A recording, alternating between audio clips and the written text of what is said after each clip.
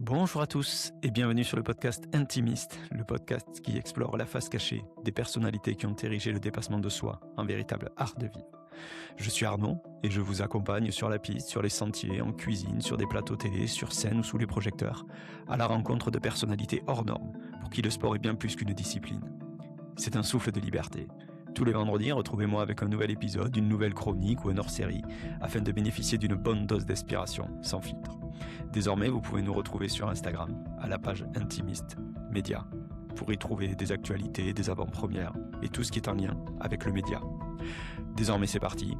Bonne écoute. Bonjour à tous. Alors aujourd'hui, je reçois un sportif amoureux de trail et d'efforts prolongés. Sportif durant sa jeunesse, Romain s'est laissé un peu aller ces dernières années, avant de reprendre le trail pour lui, pour son fils. Alors oui, il n'est pas de ceux qui se battent pour les premières places, mais plus contre le chrono, contre la barrière horaire. Dans cet échange qui vacille entre autodérision et émotion, Romain nous relate son parcours et ses péripéties de celui qui cumule les dernières places. Allez, je vous en dis pas plus, je vous laisse écouter. Bonjour Romain, comment vas-tu? Ça va très bien et toi? Ça va, parfait. C'est un plaisir en tout cas de t'accueillir dans le podcast pour parler de ton parcours, de la vie que tu mènes dans le trail dans le fond du peloton. En tout cas, ça va être sympa, on va pouvoir échanger là-dessus. Mais avant toute chose, je vais te laisser te présenter, que tu puisses un peu me parler de toi et que nos auditeurs puissent mieux comprendre la personne qu'ils ont de l'autre côté de leurs écouteurs. Je m'appelle, Romain, alias Monsieur Gros Cœur, sur Instagram. Je pratique le trail, de manière, assidue, on va dire depuis, 3 ans. Mais, j'ai eu, on va dire, une vie de trailer il y a un peu plus de 20 ans, où j'ai participé à pas mal d'événements. Je pense qu'on y reviendra, plus tard. Et mon parcours sportif, il a commencé, par le rugby. Donc j'ai joué à un certain niveau, puis après, j'ai enchaîné par des sports de combat, donc la boxe anglaise. Et puis petit à petit, j'en suis venu à faire du trail à l'âge de 20 ans et j'ai arrêté. Je suis revenu donc il y a 3 ans, au trail. Et ta vie personnelle, alors ça donne quoi? J'ai 2 enfants, une compagne. Alors on n'est pas mariés, voilà. On vit dans le péché depuis, bientôt 20 ans. Hem et je suis, consultant en marketing digital, pour les entreprises. Voilà, indépendant. Et tu nous as pas dit ton âge. Pardon, j'ai 39 ans. Bien alors 38 ans, bientôt 39. Voilà, dans un mois, j'ai 39 ans. J'avance un peu. Allez, pour revenir un peu sur ton enfance, sur ton parcours, t'es originaire d'où et comment tu t'es construit? Alors moi, j'ai grandi à Bordeaux, de parents divorcés. Donc mon père était commerçant sur le centre, ville de Bordeaux, donc place Saint-Michel pour ceux qui connaissent. Et je vivais aussi entre Bordeaux centre et Pessac, qui est ma ville, là où j'ai grandi. Ouais, où j'ai fait, pratiquer, toutes mes activités, sportives, ont commencé à Pessac. Et au rugby, tu jouais où? Tu m'as dit tout à l'heure que tu faisais du rugby? Et beh, j'ai commencé un peu par hasard à l'âge de 11 ans, le rugby. Je pratiquais un autre sport, je pratiquais le triathlon à 11 ans, ce qui était bizarre. J'en suis venu à là parce que, dans l'école, ils avaient fait on va dire un peu une sorte de découverte l'année précédente. Je m'étais mis au triathlon et je me suis vite rendu compte que c'était pas fait pour moi. Et un prof de sport, m'a dit: «Peut-être que ça serait bien que tu essayes le rugby». Et donc, un samedi matin, mon prof de sport de 6e m'a amené, jouer dans le club local, à Pessac. Et donc, depuis ce moment-là, j'ai commencé à jouer au rugby. J'ai arrêté mes activités, sportives précédentes et je me suis mis, donc au rugby jusqu'à quasiment, 17-18 ans. Et après je suis parti à l'âge de donc c'était en junior, j'avais devais avoir, 16 ans. Je suis parti jouer en Crabos, donc niveau national, rugby, à l'époque où le Stade Bordelais était monté en Pro D2. Donc ils avaient monté une équipe Crabos et ils recrutaient un petit peu partout. J'y suis allé un peu au culot, faire des tests, et j'avais été retenu. Et j'étais titulaire pendant, toute la première saison. Qu'est-ce qui a fait que t'as stoppé le rugby finalement? Le rugby s'est stoppé, on va dire, en 2 étapes. 1re étape, j'ai perdu ma place de titulaire, et ça à une époque où, j'avais un peu peut-être un peu plus d'ego que maintenant, j'ai pas apprécié. Donc je suis retourné dans mon ancien club et pour être honnête, j'ai dû faire 2 matchs. J'ai dû faire 2 matchs et ça s'est pas très bien terminé mon histoire avec le rugby parce que j'ai été suspendu, suite à un mauvais geste. J'ai pris une suspension de 6 ou 8 semaines, je sais plus exactement, et donc le rugby s'est arrêté là pour moi. Alors c'est à contre-cœur, donc aujourd'hui je me dis: «Peut-être que j'aurais pu continuer», mais les événements ont fait que je suis passé à autre chose et c'est, on va dire, un peu à cause de cet événement-là que je me suis mis à la boxe. J'avais pas plus le droit de faire de rugby, ni à l'entraînement, ni en compétition, donc fallait bien que je fasse autre chose et donc j'ai découvert la boxe à ce moment-là. Et ton parcours de boxe a donné quoi? Mon parcours de boxe, alors pareil, comme parcours de boxe, j'y suis allé vraiment, à tâtons au début, hein, c'était vraiment, le temps que je reprenne le rugby et puis au final, j'ai fait un peu comme Moscato, je sais pas si tu connais un peu l'histoire de Moscato, mais c'est vrai que Moscato il a été suspendu au rugby et et après il a fait de la boxe pendant ce temps-là. J'ai un peu suivi le même parcours et puis au finalement j'y suis resté. Je me suis découvert une vraie passion pour la boxe finalement, hein, j'ai été, complètement mordu par ce sport-là, très, très vite et puis j'ai commencé à partir de je me suis laissé entre 6 mois et 1 an à peu près avant de commencer à faire des combats.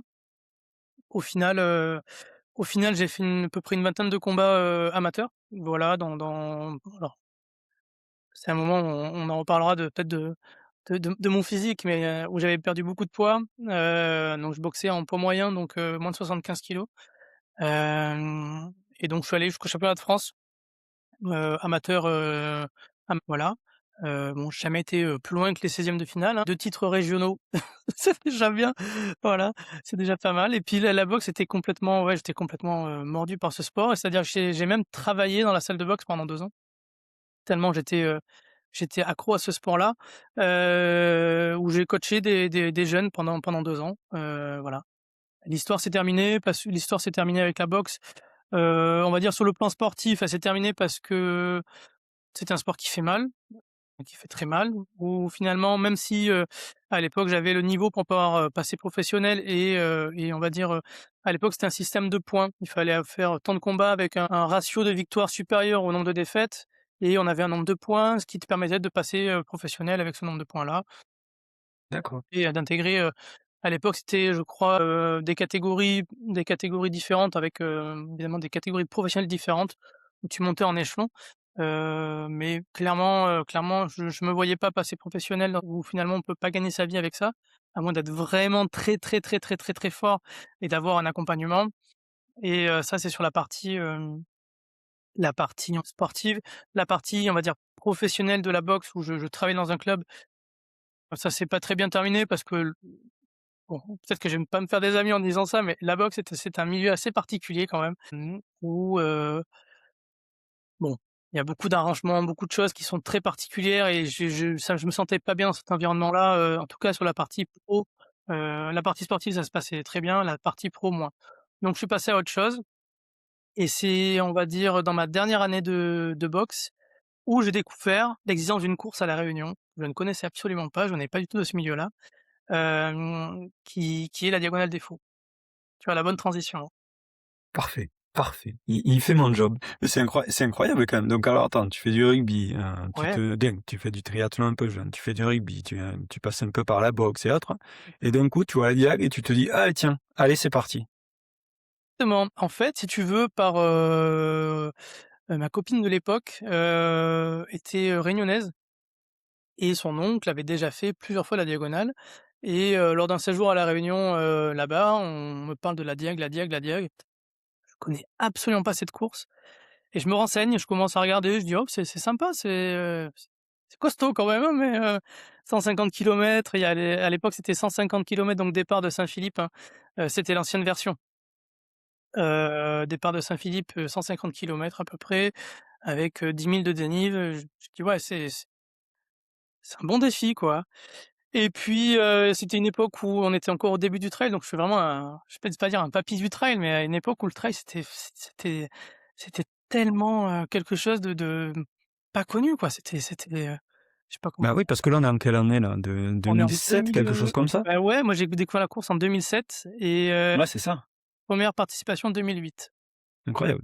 Ouais, ouais, ouais, donc bah, je m'équipe, Donc sac, Quechua Décathlon, j'avais même pas de veste de pluie, hein. C'est à l'époque, c'était même pas obligatoire, hein. Donc Ouais. j'avais un K.O.E, tu sais? Bon, les bâtons sont toujours interdits, mais j'avais pas de bâton. Je vraiment avec, alors à l'époque, c'était des Salomon XA Pro 3D que j'avais. Je sais même pas si le modèle existe encore, mais c'était vraiment des modèles, très particuliers. C'était vraiment les tout débuts et puis donc en octobre 2008, je me lance, dans la Et comment tu t'entraînes là? Parce que c'est vrai qu'alors que maintenant, tu vois, il y a les programmes d'entraînement, il y a les réseaux sociaux, tu vois toutes les stars, machin, as 10 000 coachs, si tu regardes bien, tu as 10 000 coachs à droite à gauche. Bon, le plus dur, c'est d'en ouais, sélectionner un. Mais ensuite, toi, comment tu te construis un plan là, pour je me essayer construis un de plan finir le projet? comme je peux. J'essaie de faire de la distance, j'essaie de faire des sorties de 20-25-30 kilomètres. Finalement, en dénivelé, je fais pas tant que ça. Mais à l'époque, on avait déjà sur Pessac, on avait déjà un belvédère, en bois qui fait à peu près une vingtaine, une trentaine de mètres de haut et je faisais des allers-retours, tu vois? Je faisais pas mal d'allers-retours et après j'allais, rive droite, un petit peu rive droite, OK. parc de l'Ermitage à Bordeaux, beaucoup, parce que j'aimais bien ce parc-là et j'ai commencé comme ça, en fait, si tu veux, j'allais faire des courses, dans le coin, des courses de préparation et je rencontrais des gens qui me donnaient des conseils sur où aller s'entraîner. Je pareil, je découvrais complètement, hein. C'était tout nouveau pour moi et heu et j'ai construit mon entraînement comme ça, voilà. Et alors, comment s'est passée cette première diag en sachant que tu n'avais pas, comment dire? Ton physique actuel. Ah non! Non, non, non. Non, Tu étais un peu plus affûté, je me un peu permets. plus affûté. Tu dis: «Je suis pas affûté», c'est ça? Non, non, non, oui, j'étais beaucoup plus affûté, oui, j'avais un physique, bon, je suis encore loin des standards j'étais loin des standards des travailleurs d'aujourd'hui, mais j'étais aux alentours des, 75-80 kilogrammes quoi, voilà. Donc un peu plus léger avec une, capacité, on va dire, de vitesse un peu plus élevée qu'aujourd'hui, et beaucoup plus de facilité en montée aussi parce qu'il y a moins de charge. Alors, elle donne quoi cette 1re diag? Écoute, c'est déjà c'est extraordinaire. Franchement, j'ai jamais vécu, quelque chose comme ça. Un départ incroyable, enfin le fameux départ dont aujourd'hui qui est à Saint-Pierre, mais qui était déjà comme ça à Saint-Philippe avec c'est vraiment l'image du Tour de France si tu veux. Ça a un monde pas possible sur le bas-côté.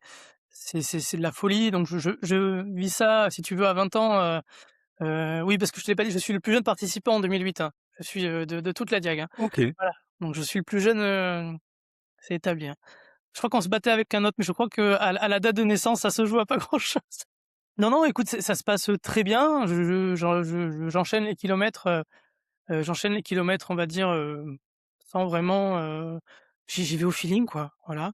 J'y vais au feeling, tout se passe bien, alors tout se passe bien jusqu'à Marabout. À l'époque, Marabout, alors je crois que c'est toujours le cas aujourd'hui, mais aux alentours du 50e kilomètre. Donc j'ai déjà fait 50 kilomètres, chose que je n'avais jamais fait auparavant et après donc sur la partie, à l'époque, c'était donc Marabout, c'était, le gîte du Piton. Mmh. Après descente par le bloc, descente, sur Cilaos. Je commence à avoir quelques difficultés, mais je me trouve dans un petit groupe où finalement, j'arrive à rester un petit peu et c'est un peu compliqué. Je sens que la fatigue commence à être là et clairement je suis pas apte à gérer cette fatigue-là parce que je ne connais pas cette sensation-là. Je ne sais pas, même au niveau de l'alimentation, je gère comme je peux en fait, hein et on va dire dans la descente du bloc, je chute très lourdement, très, très lourdement, mais vraiment à quelques centaines de mètres de la zone de checkpoint, hein et on va dire que moi je serais reparti. Mes parents qui étaient là m'ont dit, clairement: «Non, ne repars pas, s'il te plaît, ne repars pas». Donc bon, j'ai écouté mes parents et je suis pas reparti et donc je me suis arrêté pour la première fois à Silos. Coup de C'était compliqué, mais j'ai d'abandonner. Et en termes de, j'allais dire de classement, en tout cas par rapport aux concurrents, tu étais plutôt, bien placé à ce moment-là? J'étais top 5. Non, franchement, je pourrais pas te dire, mais j'étais, on va dire, dans le dernier tiers, à peu près, voilà. Hem, Et qu'est-ce que tu te dis quand tu abandonnes là, quand on te dit: «Bon allez, il vaut mieux que tu mettes le clignot»? Bah, je me dis, bah, c'est reparti, on revient l'année prochaine, quoi. Tu Je déjà au moment où Ah tu ouais, non abandonnes, mais ouais, tu es déjà motivé, tu te dis: «Faut que je le retente». ah non, mais je suis Ouais. dégoûté, hein, vraiment, hein. Je suis vraiment, vraiment dégoûté. J'ai juste envie de repartir, de retourner sur les sentiers, de m'entraîner, de dire: «Cette fois-ci, bah, je sais ce que c'est, je repars l'année prochaine».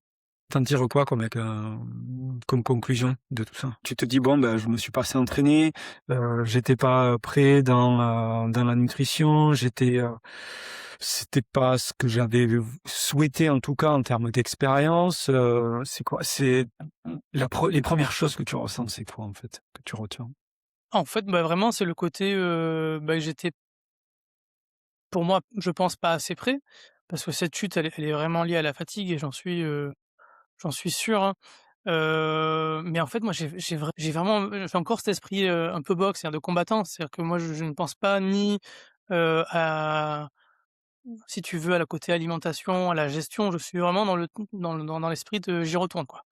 Peu importe, ce qu'il faut faire, mais je retournerai là-bas pour au moins finir cette course-là. Voilà et c'est ce que je fais Et donc d'ailleurs tu retentes l'aventure l'année d'après? et c'est ce que je fais exactement et c'est ce que je fais donc je m'entraîne un peu plus sérieusement. Mais bon, j'ai pas de coach particulier, je m'entraîne toujours tout seul. Alors en la deuxième année, j'arrive à amener un pote avec moi.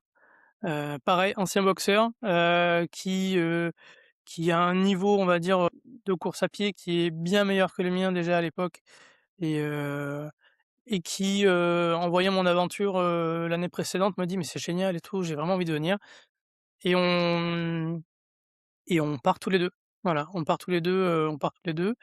Et chose incroyable, c'est que je sais même plus comment ça s'est passé, mais en fait, on est suivis par une équipe de Canal+, pour la deuxième aventure, par, Canal Grand Raid. En fait, il se trouve que le réalisateur habite à Bordeaux, le caméraman est dans le secteur aussi. Il cherchait des gens à suivre pour la préparation et en fait, on fait partie du reportage, dans Ah excellent! sur Canal Grand Raid et on est suivis pendant toute la course et c'est super cool, quoi. En fait, on vit une aventure complètement différente. Donc bah, les entraînements, des mois qui précèdent, on est accompagné, on est suivi, c'est génial, quoi. Voilà. Ça a été diffusé ça? Ouais? Ouais, c'était diffusé, ouais. Tiens, à l'occasion, si tu l'as, faudra que tu Ah me beh, je j'ai le DVD là à la maison si tu veux. ouais. Ah ouais, ouais, avec plaisir, ouais, carrément, carrément. Et alors elle donne quoi cette seconde expérience? Mais écoute, j'ai envie de te dire, rebelote, hein. Rebelote, alors dans des conditions complètement différentes. Dans des conditions complètement différentes. Si tu veux, donc 2008, heu, orage, tropical, au départ de la course. Je vais pas te men franchement, je vais pas exagérer, des je sais pas combien de centimètres d'eau sur la route. C'est un déluge, catastrophe, vraiment et comme j'ai répété, à l'époque, je n'ai pas de veste je n'ai pas de veste de pluie comme aujourd'hui avec 10 000, Schmerber, je sais plus comment on dit. Je n'ai pas ça, j'ai un kawaii. Parce que ce n'était pas obligatoire, la veste de pluie dans les affaires. Donc je me retrouve, dans mon kawaii qui au bout de 5 minutes évidemment prend l'eau, donc j'ai froid dès le départ, hein, dès le départ et donc on va dire que quelques kilomètres après, on avait à peu près, je crois, 2-3 kilomètres de route et après on montait dans les champs de canne.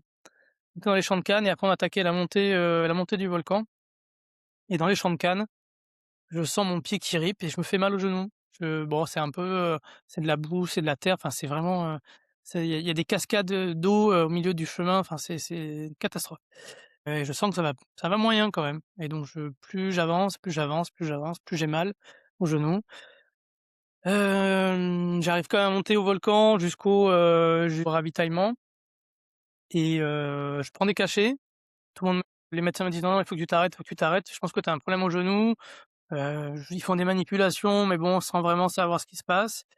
Évidemment, j'ai déjà abandonné l'année précédente, j'ai pas fait 10 000 kilomètres pour ne pas aller jusqu'au bout. Même si je suis dans un état, où clairement, je ne peux pas terminer, mais on va dire que l'ego a fait que j'ai quand même continué et en fait, je suis arrivé hors délai à Cilaos parce que clairement je pouvais plus marcher. C'était pas possible et en plus le fait de forcer a fait que ça a rien arrangé. Donc bah, j'ai souffert pendant 70 bornes, mais 70 bandes, ça j'allais te demander, ouais, la Sillaos à Cilaos, l'époque ouais, à combien 70, c'était? C'était au 70e? ouais, enfin 69 et quelques, quoi.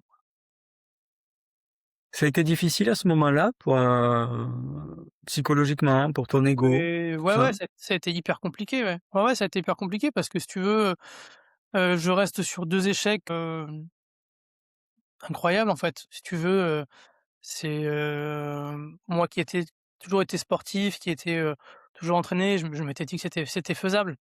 Bon, au final, avec du recul, je me dis que c'était quand même une folie, à 20 ans et 21 ans de se dire, je vais me lancer dans une diag, sans aucune expérience, aujourd'hui tu d le moindre jeune qui dit ça à 20 ans, aujourd'hui, il va me dire: «Mais complètement taré, de vouloir faire ça». Surtout maintenant, tu sais, on loue, la progressivité, Exactement. commencer par des trails plutôt courts, de 40 bornes, monter, tu vois, sur Exact. l'ultra à 80, après passer sur du 100 miles, après aller chercher du dénivelé, toutes ces choses-là. Toi, tu t'es dit: «Bon allez, on Le seul en fait on voit ce que ça donne».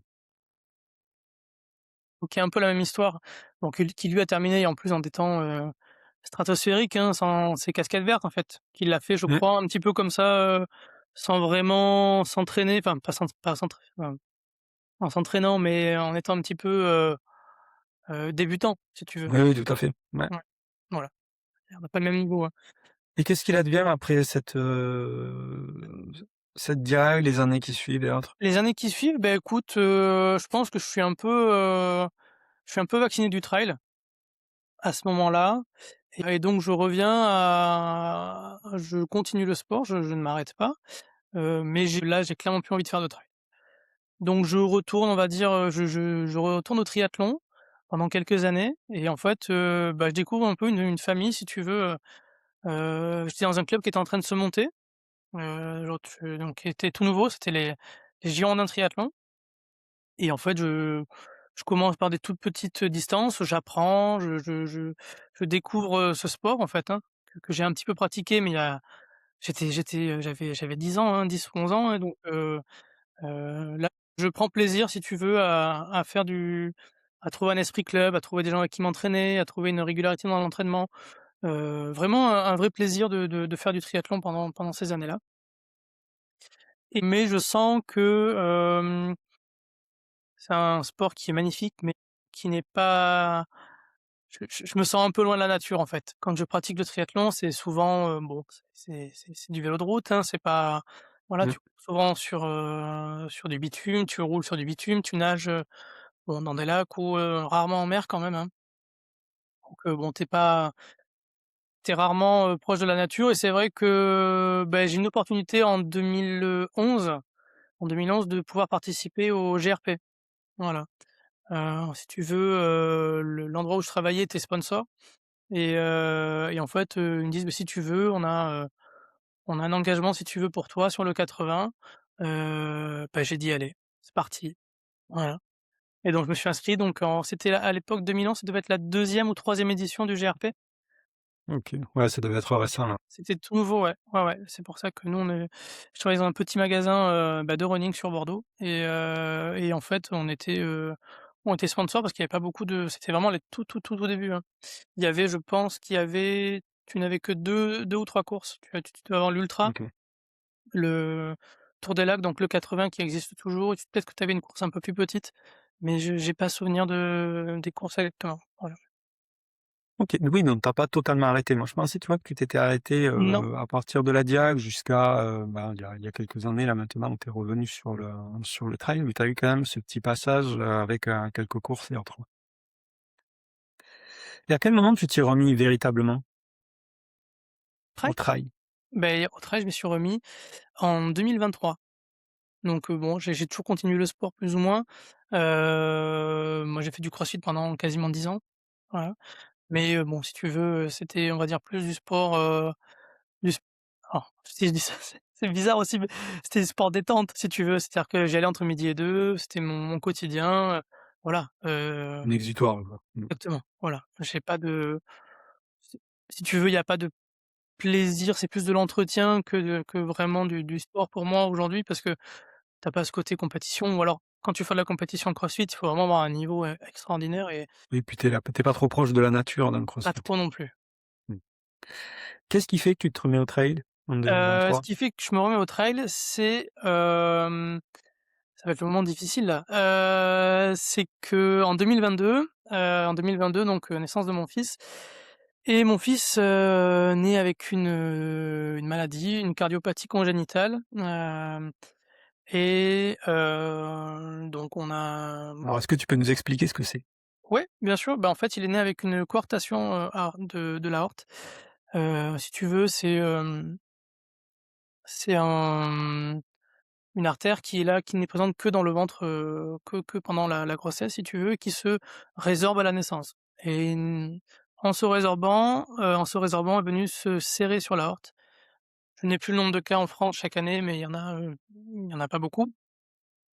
Ce qui fait que, tout le bas du corps, si tu veux, est mal irrigué et donc c'est des maladies qu'on peut détecter soit très jeune, comme c'était le cas, soit même, vers l'âge de 5-6 ans, s'il n'y a pas d'effet, voilà, ça peut être un peu plus long.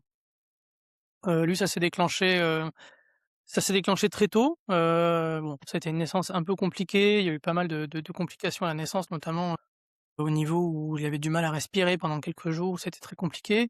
Je pense qu'à posteriori, c'était dû à ce problème, ce problème cardiaque-là et puis quelques jours, après être rentré à la maison, il est en détresse respiratoire complètement, ça va pas, donc on se dirige évidemment vers l'hôpital, qui ont du mal à diagnostiquer ce que c'est et ils nous envoient directement vers l'évêque. Au moment en pensant qu'il y avait quand même un problème, cardiaque et donc on est amené à le mettre dans le coma pendant une semaine avant de pouvoir, l'opérer. C'est un enfant qui a tellement forcé, qui était tellement en détresse au niveau cardiaque, donc qui est très fatigué et donc il est dans le coma jusqu'à l'opération et donc ça tombe en plein, donc il est né fin juin et donc ça tombe en plein mois de juillet, moment où c'est un peu compliqué au niveau des équipes. Donc ça tarde un petit peu pour l'opérer. Heureusement, on tombe sur une cardiologue, géniale qui fait des pieds, je sais pas comment on dit, des pieds et des mains pour pouvoir l'opérer rapidement parce qu'elle sent bien que voilà, c'est pas un cas, facile et donc il est opéré, je dis pas de bêtises, je crois le 12 juillet, 2022. Il guérit, il va depuis aujourd'hui, enfin il va mieux aujourd'hui, hein, même si il aura un suivi à vie, hein, mais aujourd'hui il va mieux. Et donc je me suis dit que, pour fêter ça, un an après, je me remettrai au trail et j'irai faire une course, pour on va dire, fêter la guérison de mon fils et donc c'était le 7 au 8 juillet 2023 et donc je participe aux 21 kilomètres de l'Aneto. C'est la Cabourg? Non, c'est pas ça? Je crois, hein. Ouais, je crois que c'est le nom. Ouais, je crois que c'est le nom de la cave, ouais. Et donc voilà, j'ai dit: «Beh, allez, pour fêter ça, on y va, je me remets au trail». On va dire que depuis que j'ai fait ma dernière diagonale, j'ai un peu pris 35 35 kilogrammes, voire un peu plus même, et donc c'est un enfer. C'est un enfer, Mais en clairement. sachant que là, si c'est bien la Cabourg, Ouais, tu montes, c'est ça? Tu pars de exactement. Luchon, tu montes On monte à c'est on quoi? redescend. Super Bagnères? Non, je sais plus, À la station, en fait, ouais, la station, tu montes, tu oui, montes à c'est la quoi? station et tu J'arrive redescends. plus à me rappeler et tu redescends direct, 10 bornes de descente comme des fous furieux, quoi. Ouais. Exactement, c'est ça Je l'ai faite, je crois, il y a une année, il y a quelque temps, d'ailleurs, quelques années, je l'ai faite, et notamment les 2-3 derniers kilomètres, si je dis pas de bêtises, tu es vraiment dans les pistes mmh. et c'est du tout droit. C'est horrible, c'est horrible. Hem Et donc bah, voilà, je m'y remets, tant bien que mal. Je finis avec des crampes, enfin vraiment alors là, c'est une catastrophe. Je crois que je mets 6 heures. Donc je suis bon dernier, je suis pote avec les cerfiles qui ont du mal à me croire quand même, hein. Qui ont du mal à me croire en dire je leur dis: «J'ai des crampes, vraiment, je ne peux plus avancer». «Ouais, mais bon, enfin, il faut qu'on aille bouffer quand même là parce que» tu vois?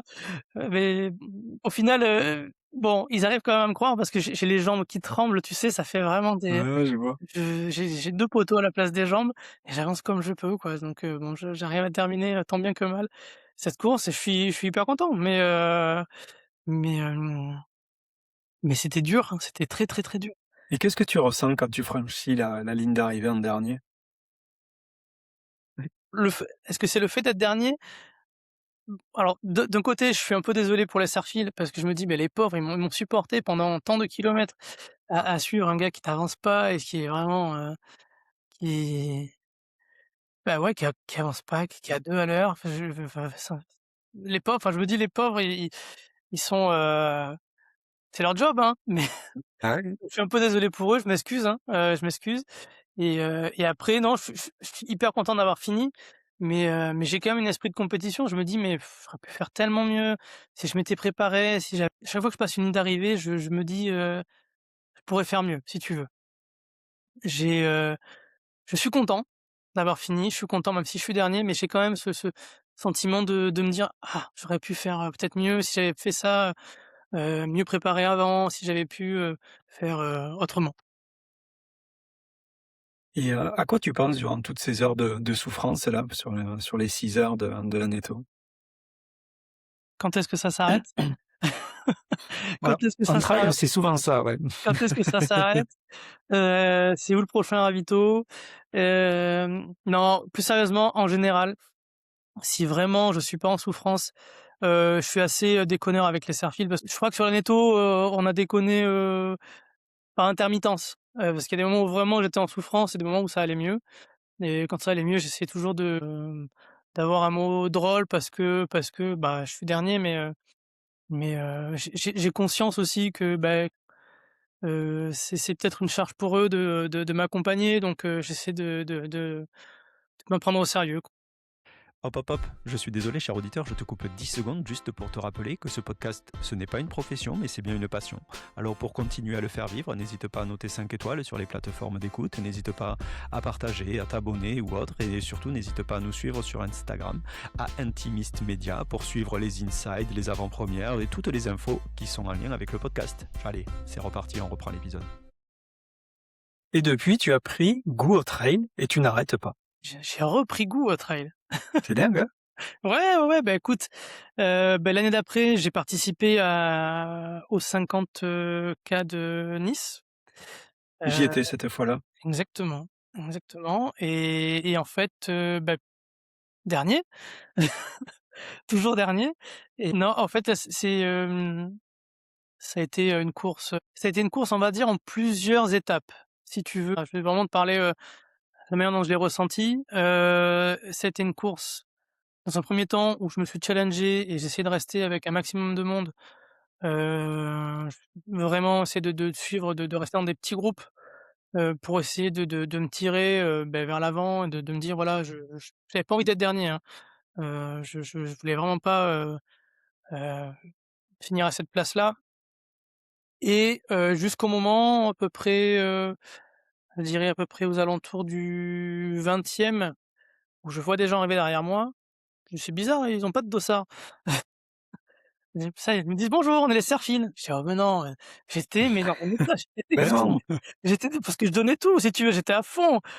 Je donnais tout ce que j'avais et je me suis là, j'ai eu un choc psychologique, me dire: «Mais attends, je suis à fond, je donne tout, franchement, je peux pas plus là et je suis dernier». Mais c'est donc là, ça m'a fait un espèce de down, psychologique. Je me dis: «Bah, de toute façon, c'est comme ça quoi». Je un peu dépité et puis, finalement, jusqu'au 35e, où ma compagne m'attendait pour le ravito, donc c'était à Draps, quelque chose comme ça, 35, 30-35, hem, où là, ça m'a redonné un coup de boost et oui, alors, petite anecdote, parce que je pense que je suis un des seuls à avoir vécu ça sur Nice, heu, c'est-à-dire qu'entre, Peille, je crois et Draps, il y avait une portion assez roulante où on arrivait dans le village de Draps. On passait, je sais pas si tu te souviens, on passait derrière des terrains de foot et c'est-à-dire que moi là, à ce moment-là, vu que je suis dernier, je n'ai plus de balisage et D'accord. là, je n'avais pas encore mis la trace GPX dans ma montre, et je n'ai plus de balisage donc je me dis: «Bon, je prends à droite» et donc là, je suis une route, je suis une route, je suis une route et je suis tout seul, je n'ai plus de serre-fil derrière. C'est-à-dire que je me retrouve seul au milieu d'une ville que je ne connais pas. Et donc j'arrive à j'appelle ma compagne qui me passe un membre de l'organisation qui me dit: «Mais vous êtes où? On vous cherche partout, comment vous où sont les Serfines?» Je dis: «Mais je ne sais pas où sont les Serfines». J'ai dit: «Moi je pense bien suivre le chemin, il y a plus de balisage. J'ai dit: «Bon, ben c'est à droite», alors que c'était à gauche peut-être, certainement. Et donc une équipe, de médecins qui arrivait du 100K s'arrête, me voit, sur le bord de la route, me dit: «Mais qu'est-ce que tu fais là? C'est pas le chemin». Je dis: «Beh, je sais pas, je suis perdu, je me retrouve pas le chemin». Ah, ce qu'il faut dire, c'est que j'aurais pu faire demi-tour. Le problème, c'est qu'en termes de barrière horaire, j'étais très, très, très, très limite. J'étais OK. à quelques minutes et donc là, je pense que tous les gens qui écouteront le podcast vont me détester, mais et donc un membre de l'organisation arrive avec sa voiture, me dit: «C'est pas grave pour la barrière horaire, on t'amène en voiture». Donc OK. J'ai dit: «Moi, je ne monte pas dans la voiture si je suis disqualifié, si je suis DNF, je ne monte pas dans la voiture». Elle me dit: «Non, non, mais c'est bon, on a vu avec l'organisation, tu peux monter dans la voiture, c'est bon, tu si vous êtes sûr, hein». Me voilà dans une espèce de Ford Fiesta avec les bâtons à la main derrière, coincé entre, je sais pas quoi. Bref, une Excellent. catastrophe.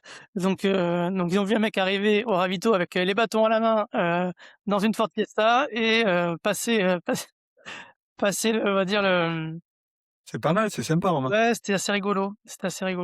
Voilà et donc beh, j'ai pu reprendre le chemin après. Je suis quasiment pas resté au ravito parce que j'étais vraiment très, très, très, borderline avec C'était le ravitaillement qui est en bas, c'est ça? Dans la ville et juste après, on fait un c'est peu à de droite, route et on remonte sous l'autoroute? exactement. C'est ça? OK, Ouais, ouais, je m'en souviens. ouais, ouais et cette émotion-là, cette espèce d'ébullition, je sais pas si ça m'a mis un gros coup de boost. Je suis reparti, j'étais dans des temps, parce que tu avais une grande partie de route, tu avais, peut-être 1 ou 2 kilomètres sur la route, sur du plat. Ouais, c'est ça. Après tu Mmh. tournais à gauche là et tu remontais, sur la partie route, franchement, j'étais je sais pas si c'était, le l'adrénaline de tout ce qui s'était passé, tout ça. Je suis reparti beaucoup trop vite. Beaucoup, Sur beaucoup, les temps de Jimmy Gressier. On en un peu, remet, ouais. ça fait Ouais, ouais. trop, ça fait trop. J'étais ouais, Jimmy Grossi on m'appelait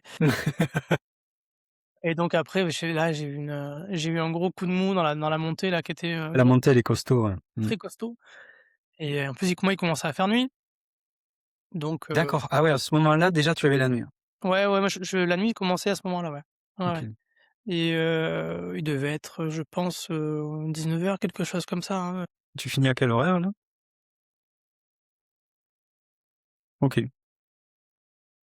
J'arrive, j'arrive, je crois, 10 minutes après la limite.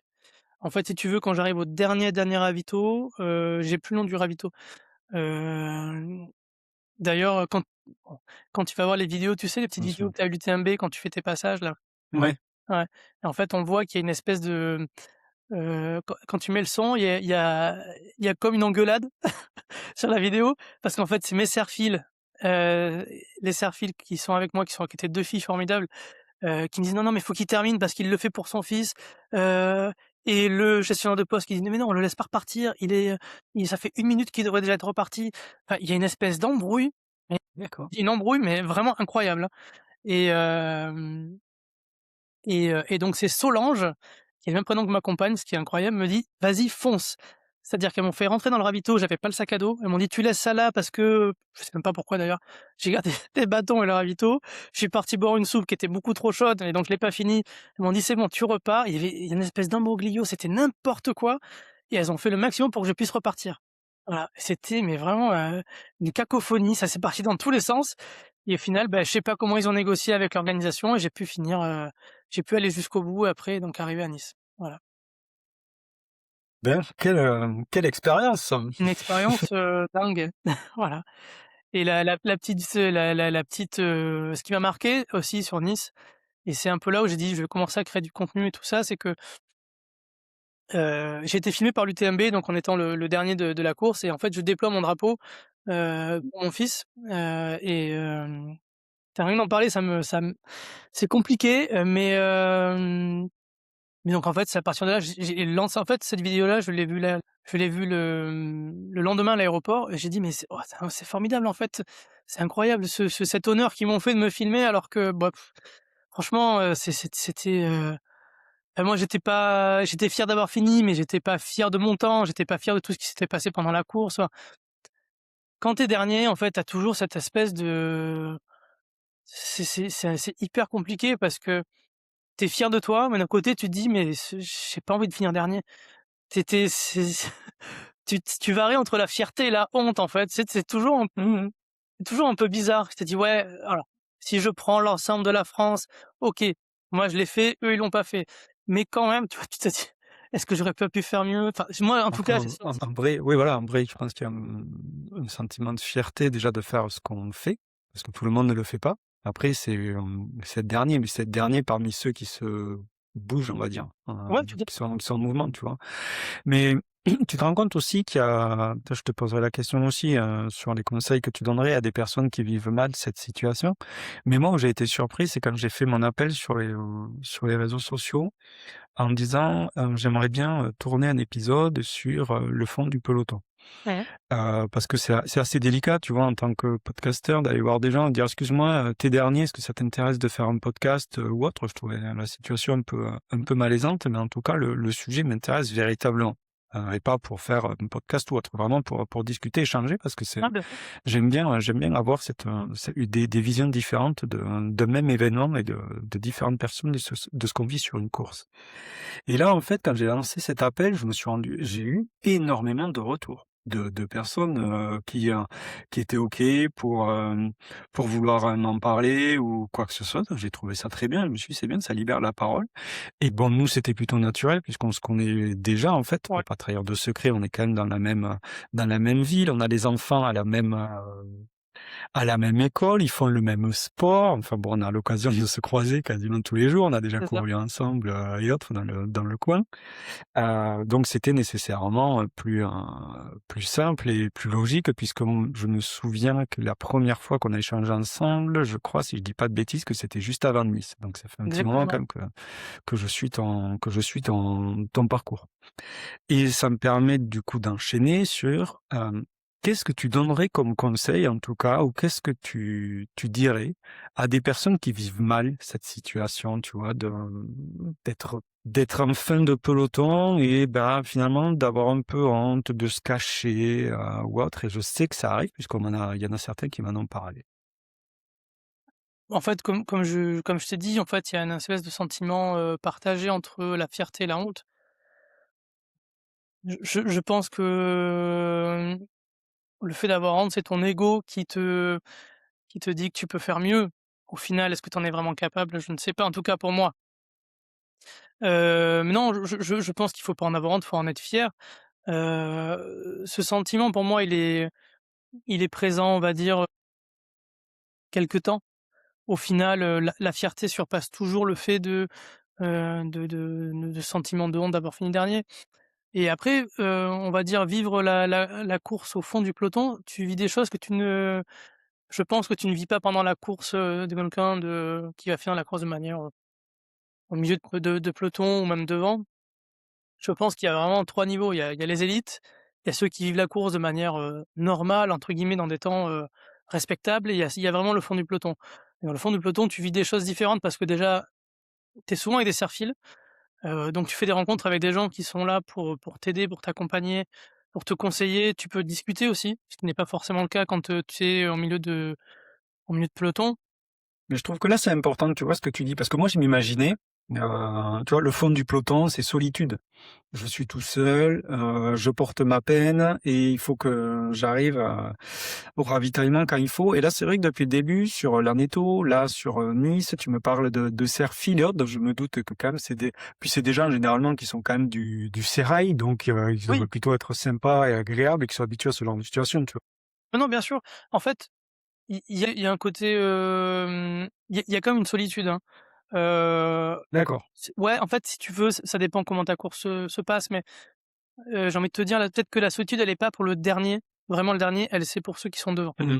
Ouais, je vois. Là, en fait, là, tu as une vraie solitude parce que souvent, il y a des écarts qui sont assez, grands, et que, beh, parfois, tu es vraiment seul et là, si tu es pas fort mentalement, tu peux défaillir un petit peu parce que c'est parfois difficile à gérer de se retrouver tout seul au milieu de rien et de se dire, bah, même de se faire doubler. Tu sais, des fois, tu pars un peu mieux et tu te fais beaucoup doubler et puis d'un moment, tu te retrouves tout seul au milieu de la nature. Alors c'est souvent beau, hein, mais seul sans pouvoir échanger, sans avoir personne à qui te raccrocher, tu vois? C'est parfois compliqué. Voilà. Mais une fois que tu es vraiment en fait, je pense que la place du dernier, vraiment dernier, c'est peut-être pas la plus difficile. Peut-être que la place de l'avant-dernier, c'est la plus difficile. OK. En sachant qu'après tu avais enchaîné avec le Sampereko donc au Pays Basque, le Solid Ride donc ça c'est Bouliac, hein, c'est vers chez nous, c'est Oui, Jade, il y avait Nice et ouais, et sur toutes les courses, malheureusement tu as fait, fin de peloton. oui, alors Ce qui est bien sauf avec toi Romain, c'est qu'après tu le prends bien donc c'est, oui, oui, sauf, alors je tiens à préciser que la Saint-Express, je ne finis pas dernier. eh beh, tu me tu me coupes l'herbe sous le pied, j'en ai enchaîné là-dessus, tu vois? Qu'est-ce qui a fait que tu n'as pas terminé dernier sur la Sainte Express? J'ai bombardé, mais alors non, non, non, c'est que c'est en fait, si tu veux, c'est non, beh, je je pense que la seule chose qui a fait que je ne finisse pas dernier, c'est que c'est une course très, très populaire et que je pense qu'il y avait des gens qui avaient peut-être beaucoup moins d'expérience que moi sur les courses et que finalement, le fait qu'ils soient un peu plus débutants que moi et en termes de gestion, ils ont peut-être plus eu mal à gérer cet effort-là et donc ils ont mis plus de temps. Je pense qu'il y a que ça qui m'a sauvé. Ne remets pas en question quand même tes performances, Oui. c'est bien. Et comment tu l'appréhendes justement tout ça? Quand tu t'inscris à une course, quand tu as un nouveau projet, tu vas la chercher où ta motivation finalement? Beh, ma motivation, je vais la chercher à quand même essayer de pas finir dernier. Heu, Mmh. En fait, en soi, c'est pas un objectif, hein, de finir dernier. Moi, j'ai juste envie de pouvoir, terminer mes courses, de me faire plaisir, de pas souffrir justement en courant, de vivre des expériences, mais le fait d'être dernier, si tu veux, je l'imagine pas avant. J'en suis, conscient, je sais que ça peut arriver, que très probablement ça va arriver. Mais j'essaie de faire en sorte de pas trop y penser, de me dire que bon, bah, dans tous les cas, je suis un compétiteur, j'ai un esprit de compétition et que j'essaie de donner mon maximum pour pas finir dernier. Beh, même si je finis dernier, en soi, c'est pas grave. Tu disais tout à l'heure que tu trouves la motivation justement par rapport à ton fils. Est-ce que tu y penses souvent durant la course ou c'est quelque chose que tu essaies d'occulter pour avoir le moins d'émotions possible à gérer? Ça dépend du moment, ça dépend du moment. Quand vraiment je suis dans le dur, c'est vrai que penser à lui, penser à tout ce qu'il a traversé, je me dis: «J'ai pas le droit de me plaindre, en fait». J'ai pas le droit de me plaindre, je me dis: «Allez, bouge-toi, essaie d'avancer» et c'est mon on va dire, c'est mon comment dire? C'est mon booster, si tu veux. Vraiment quand je suis pas bien, je me raccroche à ça et je me dis que j'ai pas le droit d'abandonner rien que pour ce qu'il a vécu et ce que vivent les autres enfants, qui ont les mêmes pathologies, hein. Donc je me dis que j'ai pas le droit de lâcher. C'est ce qui des fois m'aide à tenir, quand je suis vraiment pas bien. Voilà. Si tu n'avais pas eu, la s'il n'y avait pas eu la maladie de ton fils, tous les moments difficiles que vous avez traversés, est-ce que tu aurais la même volonté, la même motivation de faire des courses, de remettre des dossards, de te rebattre pour arriver à ne pas terminer dernier, par exemple? Non, je pense pas. Je pense pas. Je pense que le fait de me remettre au trail, ça a vraiment été c'est vraiment cet événement-là qui a fait que je me suis remis et que oui, le côté, on va dire, dépassement de soi fait que oui, non, je pense que sans ça, j'aurais pas remis de dossard. En tout cas, pas sur des courses comme ça. Est-ce que tu as le sentiment, en terminant dans les derniers, de vivre la course plus intensément que les premiers?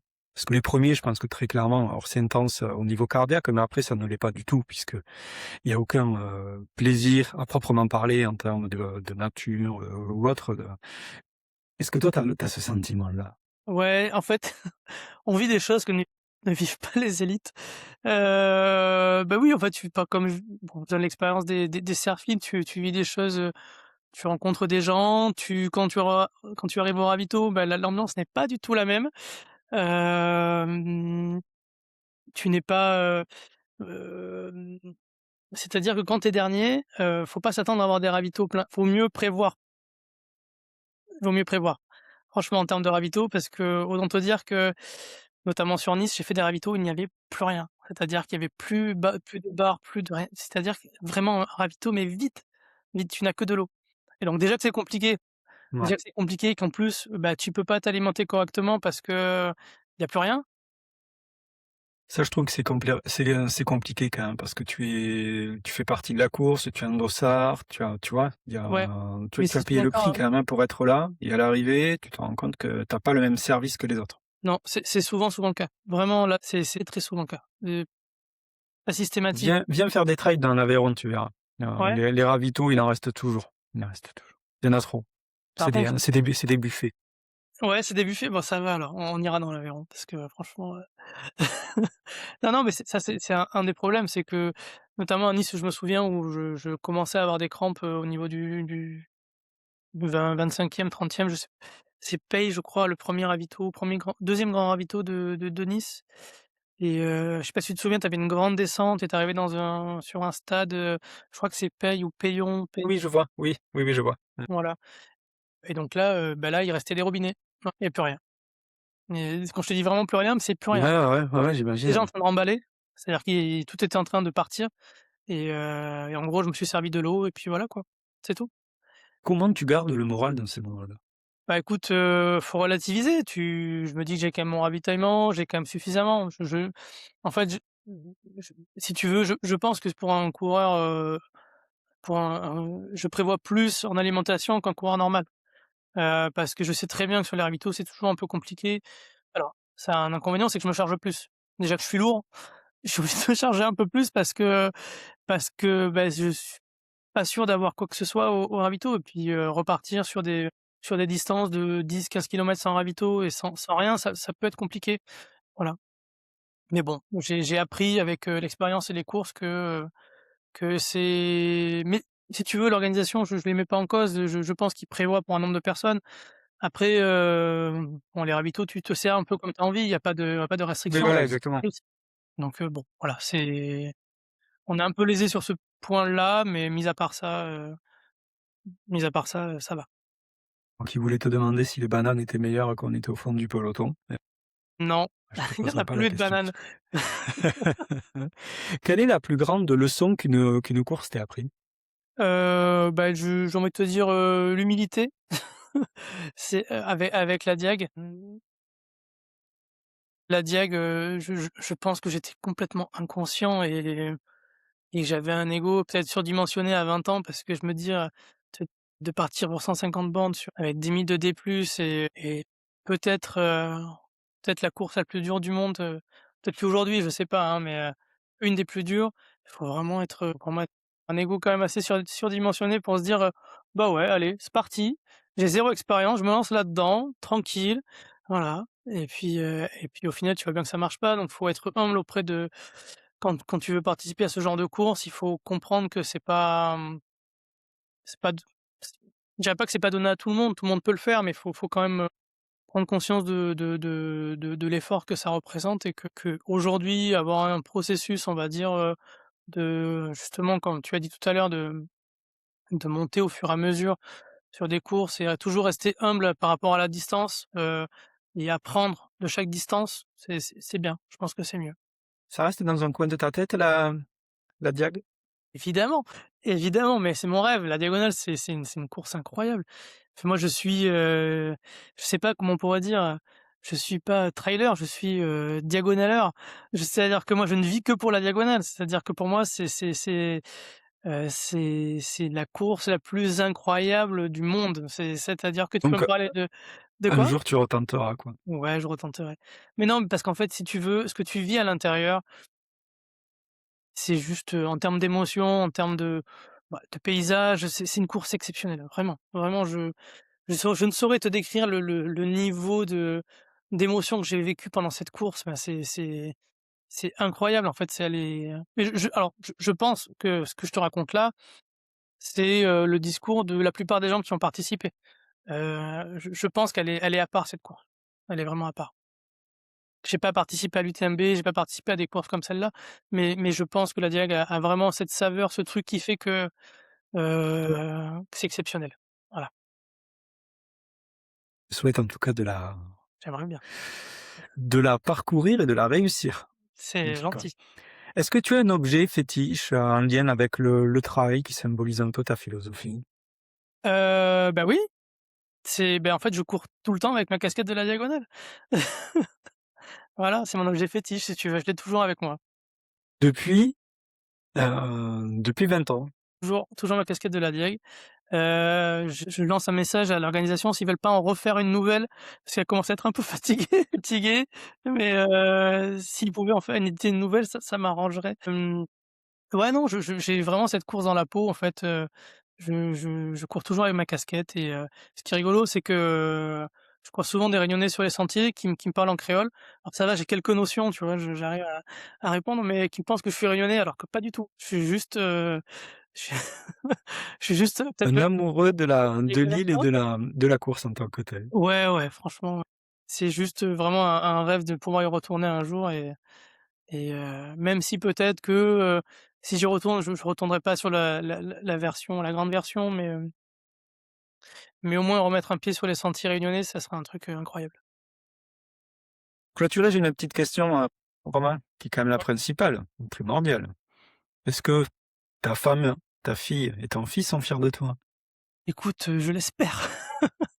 Oui, oui, je l'espère, je pense qu'ils sont fiers de moi, oui. Vu l'accueil que j'ai reçu, lors de ma dernière course, j'ai DNF et voilà, je pense qu'ils sont fiers de moi. Malgré que bon, je finisse, loin des standards, je pense qu'ils sont fiers de moi quand même. Voilà. C'est quoi les projets à venir? Qu'est-ce qu'il va y avoir? Bah, comme je l'ai dit, sur mes réseaux, mon plus gros projet aujourd'hui, c'est quand même de changer. Donc là, je mets un peu en stand-by les dossards.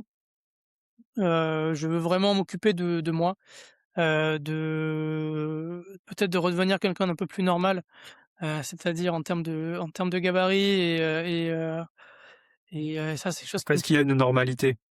bon, je sais pas si c'est une normalité, Tu vois? mais bon, le but, c'est de te challenger, en fait, je vais m'inscrire sur toutes les courses, essayer de te suivre. Tu Je vais regarder toutes tes inscriptions et je vais dire: «Voilà».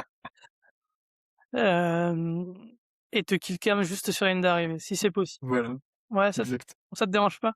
Non, non, ça va. Non, non, ouais, l'idée, elle est quand même là, c'est aussi pour ma De santé. prendre soin de ton corps un peu plus, de perdre un peu de poids, de te remettre différemment en mouvement pour ensuite te remettre sur quelques dossards. Bon après ça t'empêche pas de faire quelques Non, dossards à non, bien côté. sûr. Non, non, je vais, en fait, bon, j'ai quand même un objectif, pour, on va dire pour, compenser mon abandon au Saint-Jacques et j'aimerais bien réussir à trouver, un dossard pour le GRP si c'est possible. Mais ça me laisse encore un peu de temps, mais je mets quand même. Sur quel ah, Mais j'aimerais bien faire le tour du Moudag, je crois, c'est le OK, sentier? du Modang, ouais. Mmh. Moudag, ouais. Mmh. Si j'arrive à trouver un dossard sur celui-là, ça me baisse un peu de distance par rapport aux autres 80 du Saint-Jacques, mais on reste sur des standards qui sont pour moi, je pense, accessibles donc je verrai. Voilà. OK. Bon en tout cas ça fait des beaux petits projets, hein. Est-ce qu'il y a des choses, qu'on n'ait pas abordées durant l'échange qui te semblent importants? Non, écoute, je vois Ouais? pas Bon. d'autre chose. Bon, en tout cas, merci, merci Romain. C'est très agréable d'échanger avec toi. La manière dont tu prends tout ça, je pense qu'il y a beaucoup de cœur dans ta pratique. Il y a beaucoup d'humilité et d'humanité aussi. D'ailleurs, donc c'est très appréciable et très agréable. Et en tout cas, j'espère que les projets que court ou long terme que tu souhaites mettre en place, vers lesquels tu souhaites aller, vont pouvoir voir le jour et que, j'aurai l'occasion de te voir parcourir, les chemins réunionnais, lors d'une diagonale future ou quoi que ce soit. Ce serait, On la fera une belle ch ensemble? je te le souhaite de tout cœur. Oui, pourquoi pas? Ça peut faire partie des projets quand j'aurai récupéré un peu de sommeil. Moi, je te remercie en tout cas Romain et Ça je te dis à très marche. bientôt. À bientôt Arnaud. À Salut, plus, merci. bye. Et voilà, l'épisode est désormais terminé, en espérant qu'il vous ait permis de mieux découvrir mon invité et les différents chemins qui l'ont conduit à l'excellence. Si cet épisode vous a plu, n'hésitez pas à me suivre sur les réseaux sociaux à Intimiste Média, notamment sur Instagram, à mettre 5 étoiles sur les plateformes d'écoute et à vous abonner si ce n'est pas déjà fait, ce sera une belle reconnaissance pour le travail réalisé. Et on se retrouve très prochainement sur une piste, un sentier, une cuisine, un plateau télé, sur scène ou sous le feu des projecteurs pour partir à la rencontre d'un ou d'une future invitée. Allez, à très bientôt.